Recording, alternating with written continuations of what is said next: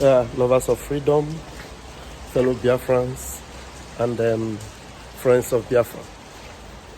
I'm bringing to you the latest updates on Mazi Nnamdi Kanu's court trial. The legal counsel and lawyer Ejimakor with other lawyers spoke to the press, and you're going to listen to what they said. It appears that the zoo government are angry that Mazi Nnamdi Kanu recused the judge who was ineffective of this case and asked for another judge. And you're going to watch now and see the reason why they have also refused that this legal counsel should see Mazi Nnamdi Kanu. The other day they left them outside. I don't know if they have actually been able to see Mazi Nnamdi Kanu since after that day. Just watch and see. And somebody is missing in that bench, and I don't know why he's missing. The lawyer Maxwell, other lawyers were there representing in that press conference, but I didn't see Maxwell. I don't know why Maxwell was not there anyway. Okay, just watch this video.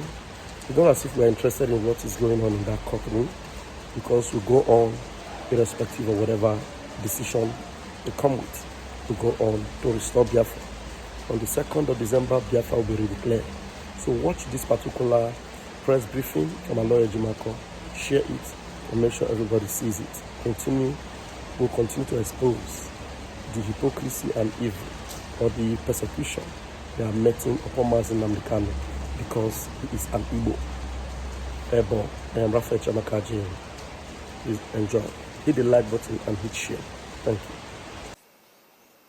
Ladies and gentlemen of the media, welcome to this impromptu press briefing by the legal team of Mazi Nnamdi Kanu.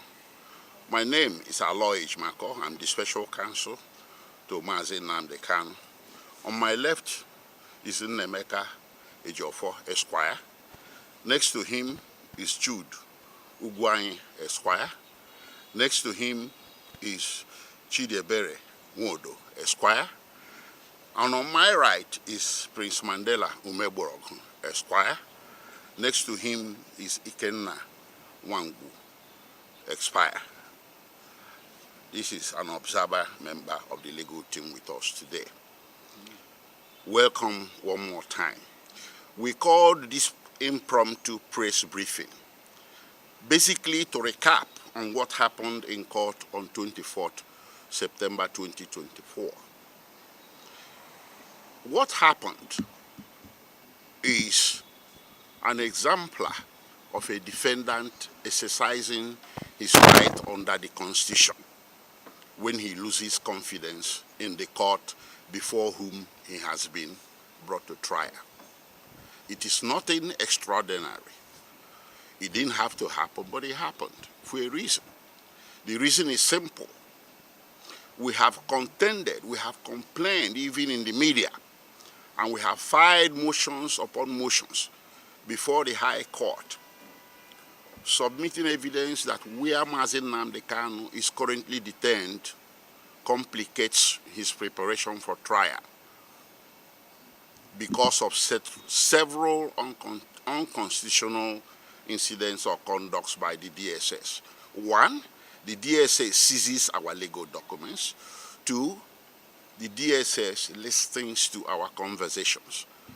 These things led to an extraordinary court order by the former Federal High Court judge handling this case that we be provided a clean room, free from secret listening devices in order to be effective in preparing him for trial confidentially. That clean room was not provided, and the DSS continued to interdict our documents each time we go there. Under Section 36 of the Nigerian Constitution, this is wrong. A defendant is entitled, as of constitutional right, to the adequate facility to prepare his defense and to interact with his counsel in an atmosphere of confidentiality free from any interference whatsoever. So given that DSS has become very stubborn in complying with these court orders, we did in fact file also a contempt proceeding which is pending before the Federal High Court. But there is no change in circumstance, which made it impossible for us to prepare Mazi Nnamdi Kanu for trial.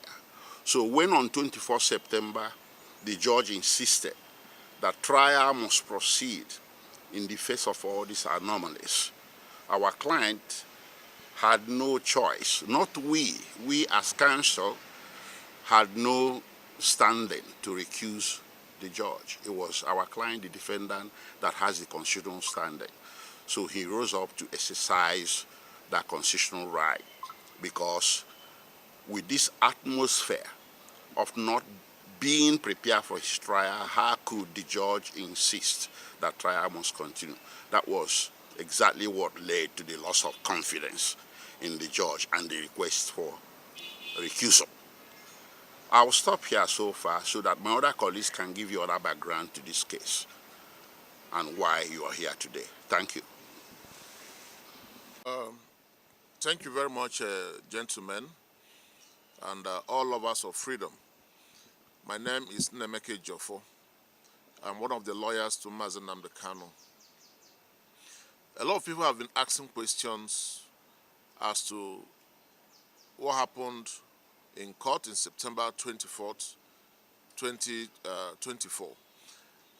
And some people, including those in government cycle, tend to see it as a sign of disrespect to the judge and to the judiciary. We must clear the air. Everybody or any person who appears before a court of law must have that feeling of being in a secured environment where his or her rights will be protected.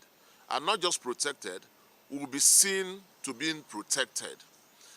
Once you are before a court and you do not have that feeling that your fundamental right is being protected by the court, then you have the right to request the judge to recuse himself. And this can happen for so many reasons. There are reasons why Mazi Nnamdi Kanu had to take that very tough option of asking the judge to recuse herself. One of which is that Mazi Nnamdi Kanu believed that the judge was respectful to the Supreme Court's judgment or decision that his bail be restored. Mazi Nnamdi Kanu felt if a federal high court judge does not respect the decision of the Supreme Court, then there is no need standing trial before such a judge. Be that as it may, we feel the need to enlighten the public and to let everybody know that it was not an act of disrespect whatsoever to the Honorable Learned Justice Binta Ejimakor. She remains a very sound judge, an astute judge, and a judge we all love to appear before. Thank you very much. Yeah, good afternoon, sir, to all of us. My name is Jude Ugwai. I'm one of the lawyers to Mazi Nnamdi Kanu, and I hail from Enugu State, Enugu Ezike in particular. The one thing I'm so particular about is the issue of insecurity in the Southeast. This trial of Mazi Nnamdi Kanu, no, the federal government is not ready to proceed with the trial because the Southeasterners are the worst victim of the insecurity that bedeviled the nation. I did say that my name is Jude Ugwai. I've lost a brother who was in final year, Faculty of Law, to this insecurity. And one wonders, okay, what is the interest of federal government in not being open to trial? Each time we go to court, they will say they're ready for trial. But you cannot be ready for trial when the atmosphere you create is not sufficient or conducive for the defendant to properly conduct the defense. Now, as a result of this insecurity, I cannot even travel to my village. And then instead of giving us an atmosphere for a conducive trial, they are insisting on trial, whereas our client is handicapped. And when we see that that is not a fair trial, we say, please give us time. We think we should do the needful. And they said it is impossible. That was why Mazi Nnamdi Kanu insisted that this trial cannot go on. Because if the federal government should consider the insecurity in the southeast and being aware that their primary responsibility is to secure the life and property of the citizens, they should allow this man either bail or give him enough room to discuss with his lawyers so as to effectively defend himself. So in the absence of all these things, I think, in my view, that Mazi Nnamdi Kanu was right to say, I need another judge. Mazi Nnamdi Kanu never said, I need a particular judge. He said, I do not want to subject myself to this particular judge, but any other judge of the High Court is okay. That is what we see, and that is what we take. And any other judge they give us, we are ready to go with the trial, provided we foresee non-bias and impartiality. Thank you.